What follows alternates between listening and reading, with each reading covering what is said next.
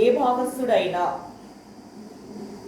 సంస్థకు ఉన్నటువంటి బాకీని చెల్లించలేకపోయినటువంటి పరిస్థితిని భాగస్థుడు దివాలా తీసినాడని పేర్కొనడం జరుగుతుంది. మరి ఇటువంటి సందర్భంలో ఈ నష్టాన్ని ఏ విధంగా పరిష్కరించాలి అని చూసినట్లయితే ఇంగ్లాండ్లోని గార్నర్ వర్సెస్ ముర్రే కేసు తీర్పు ప్రకారం గార్నర్ వర్సెస్ ముర్రే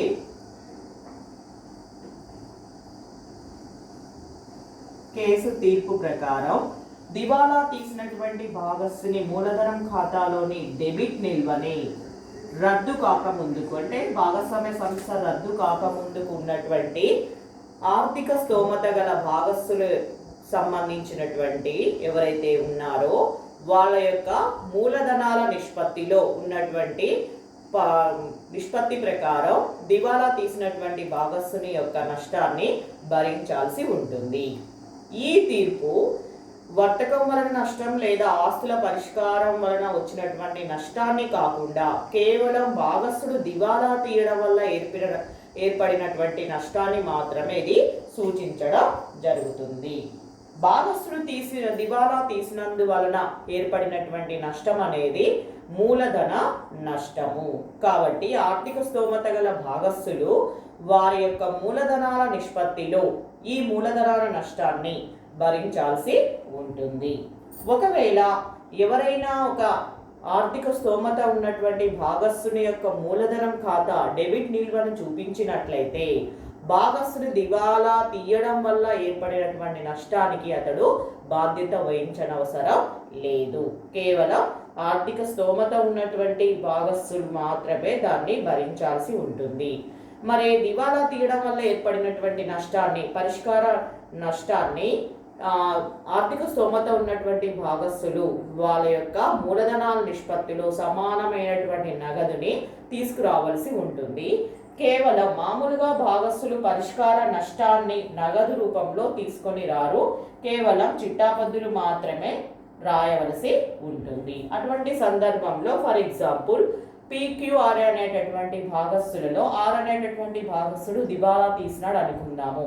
మరి అటువంటి సందర్భంలో ఆర్ మూలధనం ఖాతాలో చూపించినటువంటి డెబిట్ నిల్వని PQ ఇద్దరు కూడా ఆర్థిక స్తోమత కలిగి ఉన్నటువంటి భాగస్థులు ఈ PQలు ఏం చేయాల్సి ఉంటుంది? సంస్థ రద్దు కాకముందుకు ఉన్నటువంటి మూలధనాల నిష్పత్తిలో ఆర్ యొక్క డెబిట్ నిల్వని భరించాల్సి ఉంటుంది. అటువంటి సందర్భంలో మరి ఏ చిట్టాపద్దు నమోదు చేయాలి అని చూసినట్లయితే P మూలధనం ఖాతా డేటా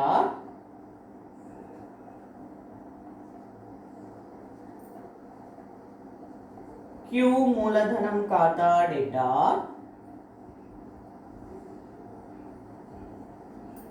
టు R మూలధనం ఖాతా. సో ఈ చిట్టాపద్దు రాయవలసి ఉంటుంది. దీనికి సంబంధించి మరి గార్నర్ వర్సెస్ ముర్రే కేసు అసలు ఏంటి అని చూసినట్లయితే గార్నర్ వర్సెస్ ముర్రే కేసు ఇంగ్లాండ్లో భాగస్వామ్య చట్టంలో భాగస్థుని దివాలా విషయంలో ఈ కేసు ప్రత్యేకతను సంతరించుకోవడం జరిగింది. భారతదేశంలో కూడా ఈ కేసు తీర్పుని అమలుపరచడం జరుగుతున్నది. ఇంగ్లాండ్లో గార్నర్ ముర్రే విన్కిన్స్ అనేటటువంటి ముగ్గురు కూడా భాగస్వామ్య వ్యాపారం చేస్తున్నారు. అటువంటి సందర్భంలో భాగస్వామ్యాన్ని రద్దు చేయాలని అనుకున్నారు. రద్దు చేస్తున్నటువంటి క్రమంలో విన్కిన్స్ యొక్క మూలధనం ఖాతా డెబిట్ నిల్వని సూచిస్తుంది. మరి విన్కిన్స్ ఖాతాకు సంబంధించినటువంటి నష్టాన్ని ఆర్థిక స్తోమత ఉన్నటువంటి గార్నర్ ముర్రే ఏ విధంగా పంచుకోవాలి అనేటటువంటి విషయంలో వివాదం చెలరేగింది. ఇటువంటి సందర్భంలో గార్నర్ ముర్రే ఇద్దరు కూడా కోర్టుకి వెళ్ళడం జరిగింది. అటువంటి సందర్భంలో జస్టిస్ జాయ్సీ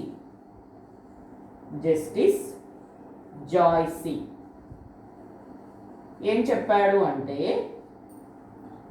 విన్కిన్స్ ఖాతాలోని మూలధనం ఖాతా డెబిట్ నిల్వని గార్నర్ ముర్రేలు ఇద్దరు కూడా ఆర్థిక స్తోమత కలిగి ఉన్నారు కాబట్టి వాళ్ళిద్దరూ కూడా సంస్థ రద్దు కావడానికంటే ముందు ఉన్నటువంటి వాళ్ళ యొక్క మూలధనాల నిష్పత్తిలో భరించాలని తీర్పు చెప్పడం జరిగింది. సో అప్పటి నుంచి ఈ కేసు తీర్పునే భాగస్తుని దివాలా విషయంలో అమలుపరచడం జరిగింది. అప్పటి నుంచి ఇది గార్నర్ వర్సెస్ ముర్రే కేసుగా ప్రసిద్ధి గాంచిందని చెప్పవచ్చు. కాబట్టి గార్నర్ వర్సెస్ ముర్రే కేసు తీర్పు ప్రకారం ఏదైనా భాగస్తుడు సంస్థలో దివాలా తీసినటువంటి సందర్భంలో అతని యొక్క డెబిట్ ఖాతా నిల్వని మూలధనం ఖాతా డెబిట్ నిల్వని ఆర్థిక స్తోమత గల భాగస్తులు వాళ్ళ యొక్క మూలధన నిష్పత్తిలో భరించాల్సి ఉంటుంది.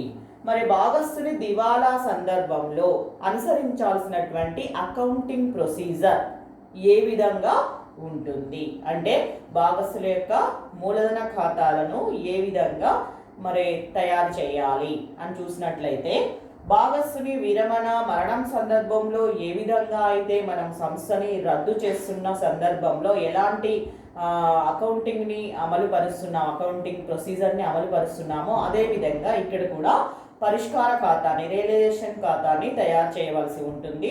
ఆస్తులన్నిటినీ మళ్లించాలి, అప్పులన్నిటినీ కూడా మళ్లించాలి, ఆస్తులను అమ్మాల్సి ఉంటుంది, అప్పులను చెల్లించాల్సి ఉంటుంది.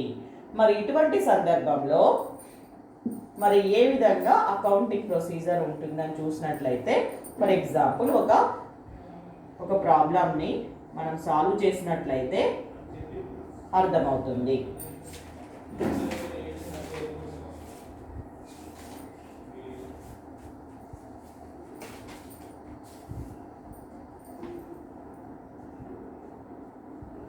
ఏబిసి ముగ్గురు కూడా ఒక భాగస్వామ్య సంస్థలో భాగస్తులు.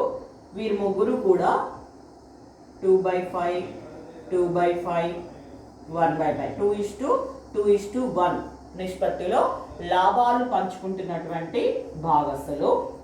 మరి ఈ సందర్భంలో సంస్థ రద్దు అయింది. రద్దయినటువంటి తేదీన వారి ఆస్తుల పట్టి క్రింది విధంగా ఉంది.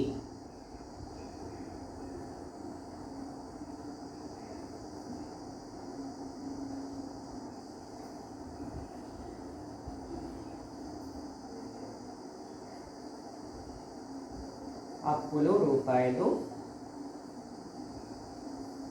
ఆస్తులు రూపాయలు. సో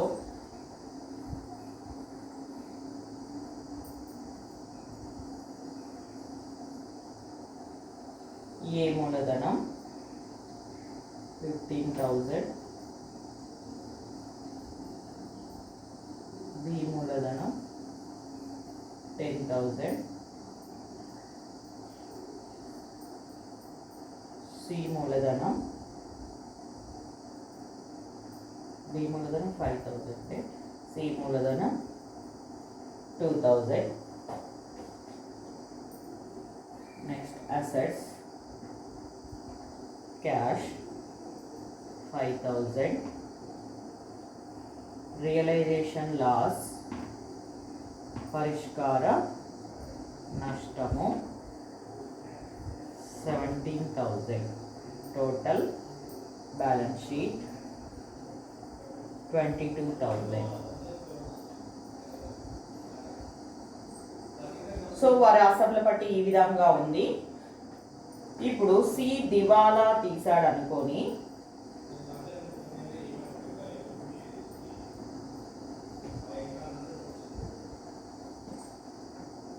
ఆ లోటు మొత్తాన్ని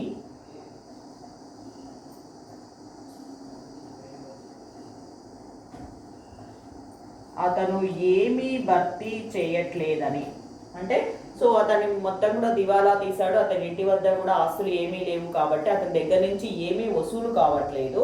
సో కాబట్టి అతని ఖాతాలో ఉన్నటువంటి లోటుని అతడు ఏమీ తీసుకొని రావట్లేదు, అంటే చెల్లించలేకపోతున్నాడు.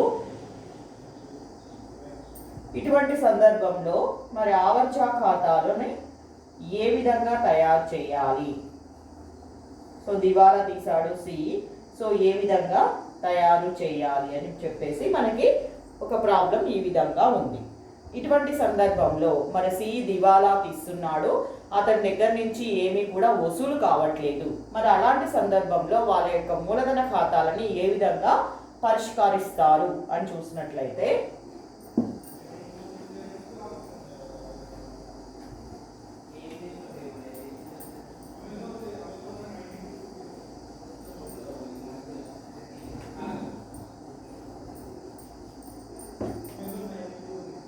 సో ఫస్ట్ ఏం చేస్తాము, పరిష్కార ఖాతాని తయారు చేయాలి.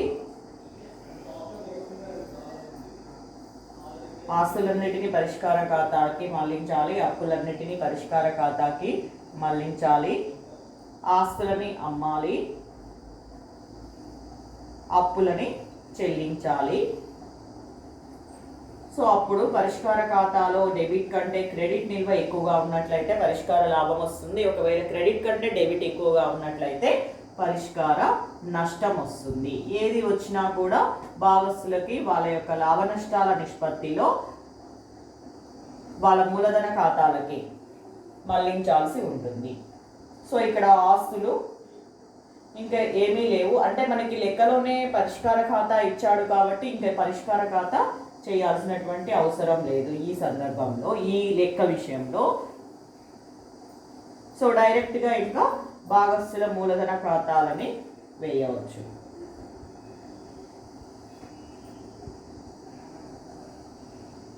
సో ఈ లెక్కలో మనకి అప్పుల వైపు కూడా ఏమీ దాచిపెట్టినటువంటి లాభాలు కానీ, అంటే రిజర్వ్ రూపంలో కానీ లాభ నష్టాల ఖాతా రూపంలో కానీ ఏమీ కూడా ఇంకా లేవు కాబట్టి వాటిని పంచాల్సినటువంటి అవసరం కూడా లేదు. ముగ్గురికి కలిపి ఒకటే మూలధన ఖాతా వేస్తే సరిపోతుంది.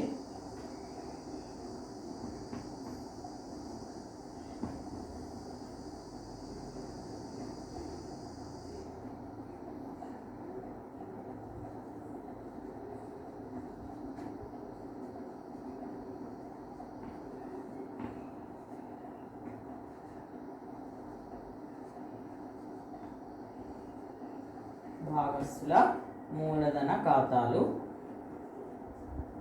సో వాళ్ళ యొక్క ఏబిసి కూడా ముగ్గురు కూడా భాగస్థుల మూలధన కలిగి ఉన్నారు. ఏ 15,000, బి 5,000, సి 2,000.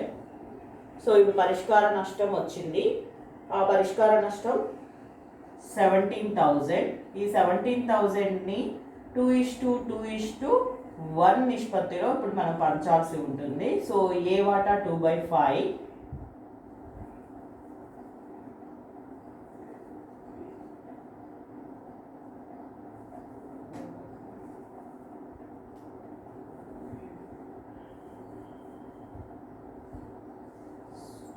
సో పరిష్కార నష్టం కాబట్టి మూలధనం తగ్గిపోతుంది కాబట్టి డెబిట్ వైపు వస్తుంది. 2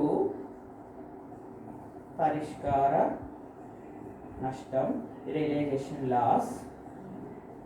ఏ వాటా బి వాటా సేమ్ కాబట్టి ఇద్దరికి కూడా 6,800, 6,800. సి వాటా 3,400.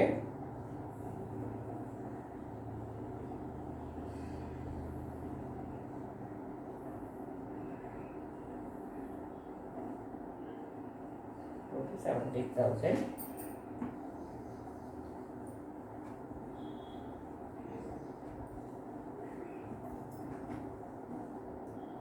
సో ఇప్పుడు మనం సి దివాలా తీశాడు కాబట్టి సి ఖాతాని నిల్వ తేల్చినట్లయితే,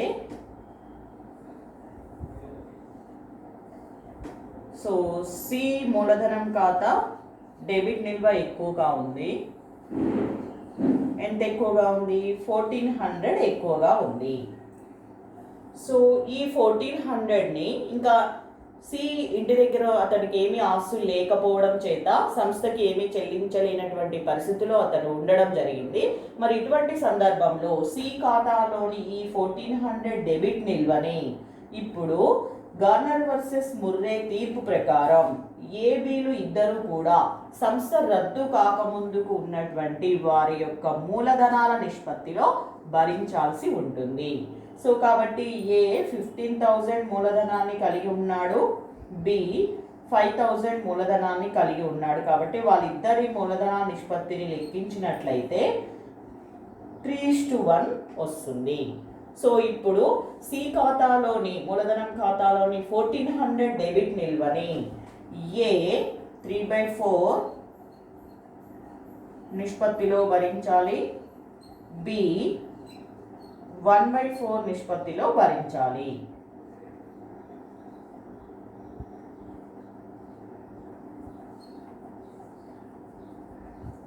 సో 1050, 350. ఓకే, దానికంటే ముందు ఫస్ట్ ఇప్పుడు ఏబీలు ఇద్దరు కూడా పరిష్కార నష్టానికి సమానమైనటువంటి వాళ్ళ యొక్క వాటాని నగదు రూపంలో తీసుకొని రావాల్సి ఉంటుంది. దానికి ఏమొస్తుంది అంటే చిట్టాబద్దు బ్యాంక్ ఖాతా డేటా టు ఏ మూలధనం ఖాతా టు బి మూలధనం ఖాతా వస్తుంది. బ్యాంక్ ఖాతాలో టు ఏ మూలధనం ఖాతా, బి మూలధనం ఖాతా, ఏబీల మూలధనం ఖాతాలో బై బ్యాంక్ ఖాతా వస్తుంది. లేదా బై ఇక్కడ బ్యాంకులో నగదు మనకి ఇవ్వలేదు కాబట్టి బై నగదు ఖాతా 6,800, 6,800. అదేవిధంగా బ్యాంక్ ఖాతాకి మనం లైన్స్ తీసినట్లయితే, బ్యాంక్ ఖాతా తయారు చేసినట్లయితే లేదా నగదు ఖాతా తయారు చేసినట్లయితే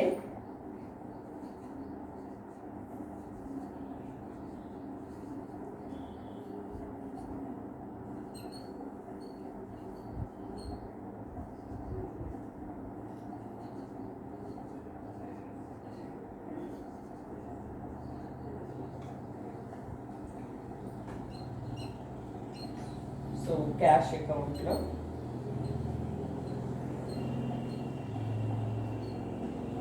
సో 5,000 ఉన్నాయి ఆల్రెడీ. సో ఇప్పుడు ఏబీలు ఇద్దరు కూడా ప్రవేశపెట్టారు కాబట్టి క్యాష్ అకౌంట్లో 2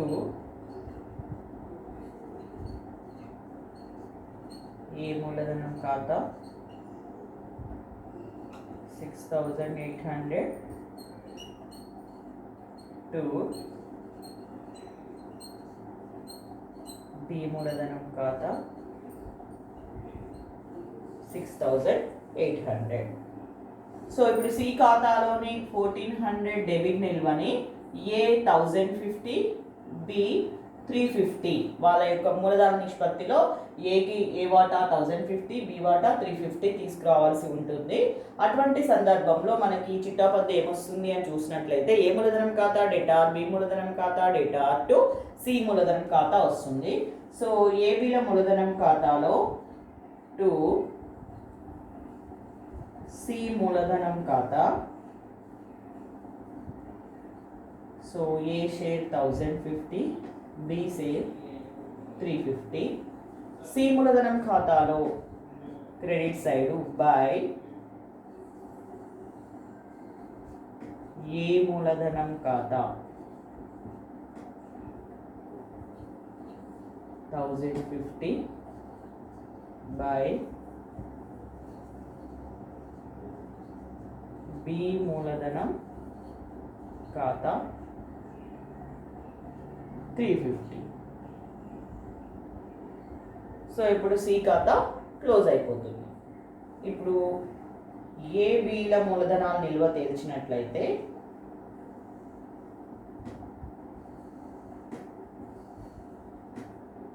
వీళ్ళిద్దరి కూడా క్రెడిట్ నిల్వలు ఎక్కువగా ఉన్నాయి.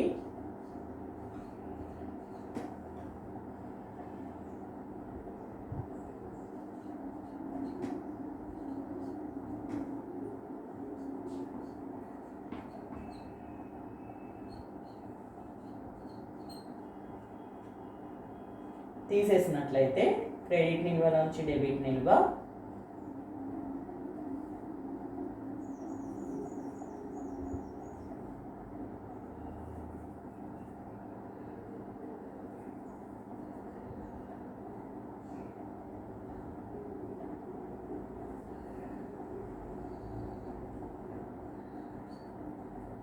4,650.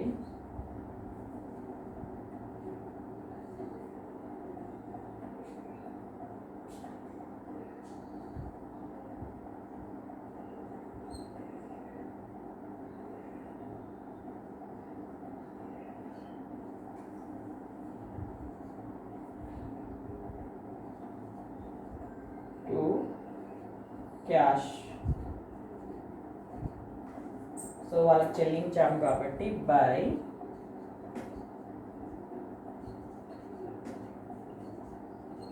ఏ మూలధనం ఖాతా 13,950 బై బి మూలధనం ఖాతా 4,650. సో ఇప్పుడు ఈ ఖాతా క్లోజ్ అయిపోతుంది.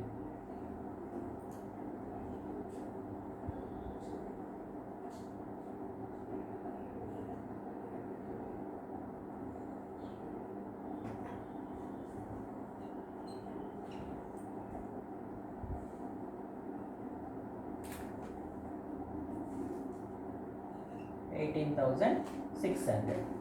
సో ఈ విధంగా సి భాగస్థుడు దివాలా తీసి అతని దగ్గర నుంచి ఏమీ వసూలు కావట్లేని పరిస్థితిలో భాగస్వామ్య సంస్థ యొక్క అకౌంటింగ్ ప్రొసీజర్ ఏ విధంగా ఉంటుందనేది ఇప్పుడు మనము పరిశీలించాము. ఓకే, నెక్స్ట్ ఇంకొక ప్రాబ్లంని చూసినట్లయితే ఇక్కడ ఏంటంటే సి దివాలా, ఈ లెక్కలో మనం పరిశీలించింది ఏంటంటే సి దివాలా తీశాడు. సో సి దివాలా తీసిన సందర్భంలో ఏర్పడినటువంటి 1,400 రూపాయల నష్టాన్ని ఏ బిలు ఇద్దరు కూడా ఆర్థిక స్తోమత కలిగి ఉన్నారు కాబట్టి వాళ్ళిద్దరి ఖాతాలు కూడా క్రెడిట్ నిల్వ చూపిస్తున్నాయి కాబట్టి వాళ్ళు సి యొక్క నష్టాన్ని, దివాలా తీసిన నష్టాన్ని వాళ్ళ యొక్క మూలధన నిష్పత్తిలో భరించడం జరిగింది. కొన్ని సందర్భాల్లో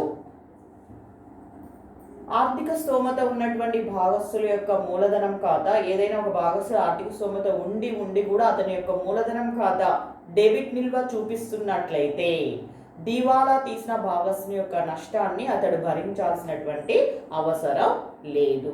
మరి దానికి సంబంధించి ఇంకొక ఎగ్జాంపుల్ ప్రాబ్లంని మనం సాల్వ్ చేసినట్లయితే మనకి పూర్తిగా అవగాహన వస్తుంది. దివాలా సందర్భంలో అకౌంటింగ్ ట్రీట్మెంట్. సెకండ్ ఎగ్జాంపుల్,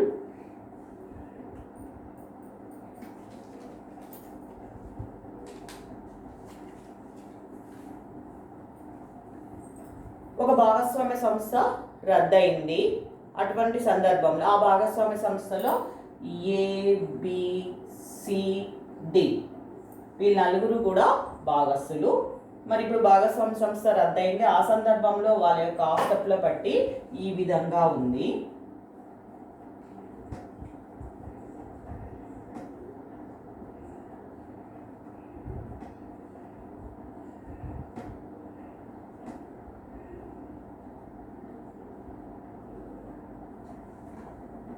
రద్దయిన సందర్భంలో ఉన్నటువంటి ABCDల ఆస్తుల పట్టి మనకి ఇవ్వడం జరుగుతుంది.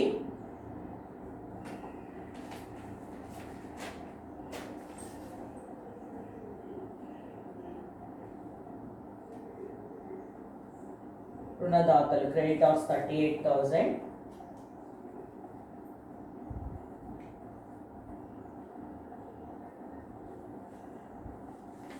మూలధనం ఖాతాలు A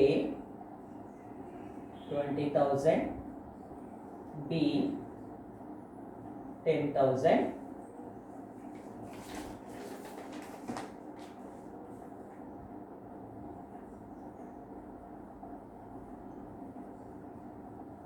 బ్యాంక్లో నగదు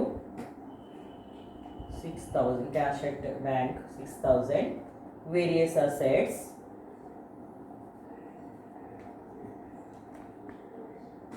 45,000,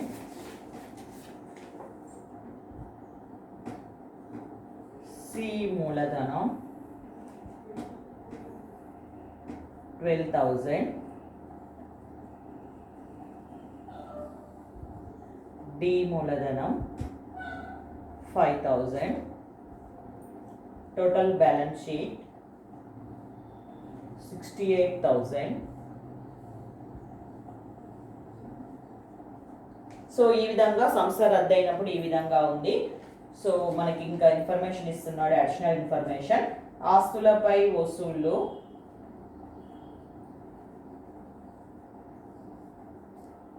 55,000. Goodwill 10,000. రియలైజేషన్ ఎక్స్పెండిచర్ పరిష్కార ఖర్చులు 2,000 అయినవి. సో ఇటువంటి సందర్భంలో సి దివాలా తీసినాడు అనుకొని, సి దివాలా తీశాడు, అతని సంస్థ నుండి, అతని ఎస్టేట్ నుండి, అతని సొంత ఇంటి ఆస్తి కానీ ఇంకెక్కడి నుంచి అయినా కూడా ఏమీ వసూలు కావట్లేదు. ఇటువంటి సందర్భంలో మరి what is the accounting procedure అని చెప్పేసి మనల్ని క్వశ్చన్ వేస్తున్నాడు. మరి ఏ విధంగా చేయాలి అని చూసినట్లయితే ఫస్ట్ మనం ఏం చేస్తామో పరిష్కార ఖాతా తయారు చేయాల్సి ఉంటుంది.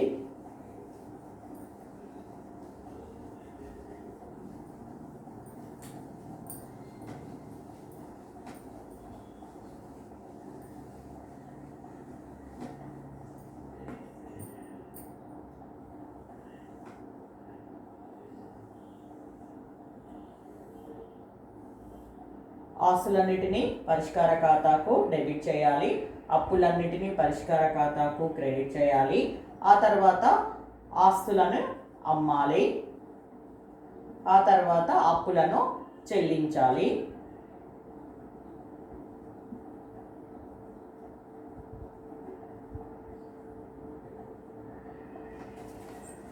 సో ఇక్కడ మనకి ఇచ్చినటువంటి ఆస్తుల పట్టిలో వేరియస్ అసెట్స్ అనే ఇచ్చాడు కాబట్టి ఆస్తులను మళ్ళిస్తే ఏమొస్తుంది, పరిష్కార ఖాతా డేటా 2 వివిధ ఆస్తుల ఖాతా 45,000.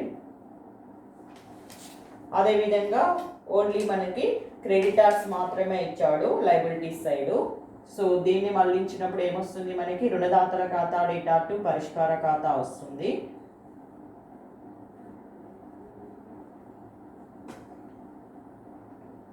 $38,000.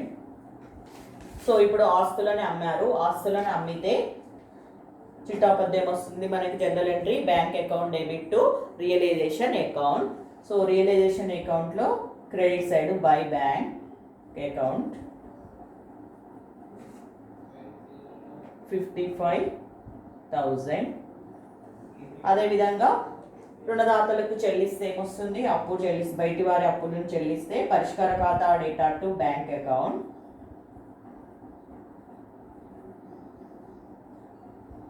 సో 38,000. కొన్ని సందర్భాల్లో మనకి బయటి వారి అప్పులను చెల్లించే సందర్భంలో కొంత డిస్కౌంట్ వచ్చిందని మనకి లెక్కలో ఇవ్వడం జరుగుతుంది. అటువంటి సందర్భంలో డిస్కౌంట్ని లెస్ చేసి రిమైనింగ్ అమౌంట్ని మనము డెబిట్ సైడ్ రాయాల్సి ఉంటుంది. అదేవిధంగా realisation expenditure realisation account debit to bank account.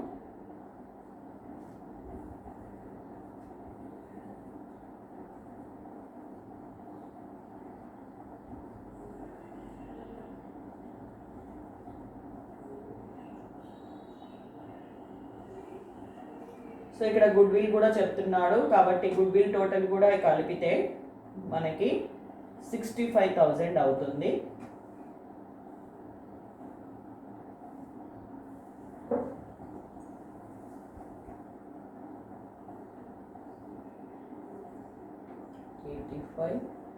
So credit total ఎక్కువగా ఉంది ఇక్కడ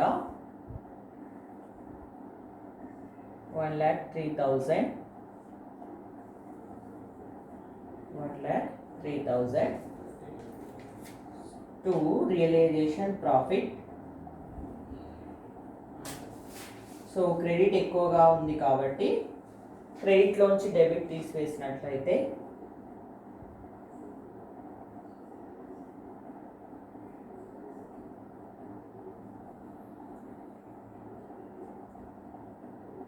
సో 18,000 ప్రాఫిట్. దీన్ని ఏబిసిడి నలుగురికి కూడా మనకి ఇక్కడ వాళ్ళు ఏ విధంగా పంచుకుంటున్నారు అనేది ఇవ్వట్లేదు. ఇవ్వనప్పుడు నలుగురు కూడా సమానంగా పంచడం జరుగుతుంది. to A capital account 18,000 into 1/4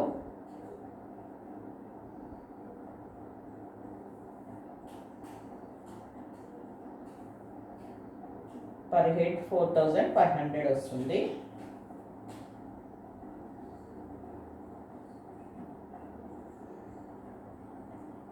to C మూలధనం ఖాతా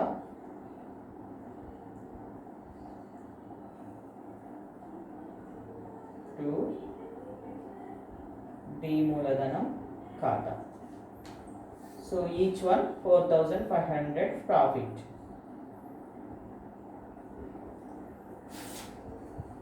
సో ఈ విధంగా పరిష్కార ఖాతా తయారు చేస్తాము. పరిష్కార లాభాన్ని కానీ నష్టాన్ని కానీ వాళ్ళ యొక్క లాభ నష్టాల నిష్పత్తిలో మళ్లించడం జరుగుతుంది. ఇప్పుడు భాగస్థుల మూలధన ఖాతాలని బ్యాంక్ ఖాతాని తయారు చేయాల్సి ఉంటుంది.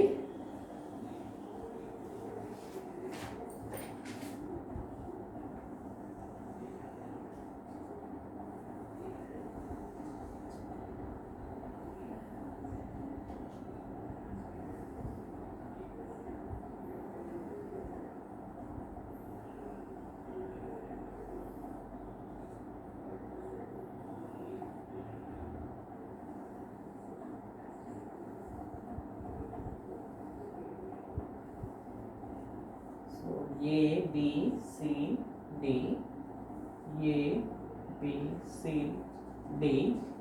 సో నలుగురు కలిపి ఒకటే మూలధనం ఖాతా, భాగస్థుల మూలధనం ఖాతాలు.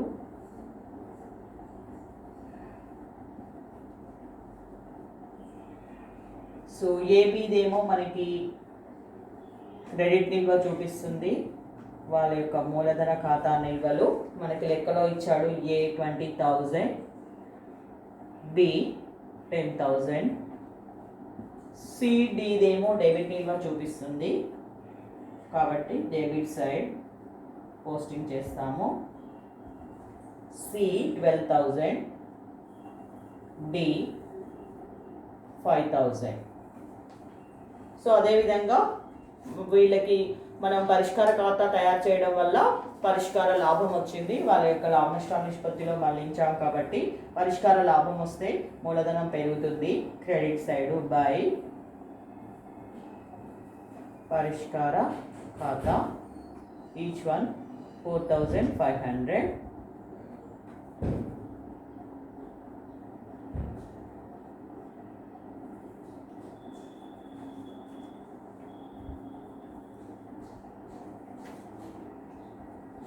సో ఇప్పుడు భాగస్వామి ఇంకా ఏమి కూడా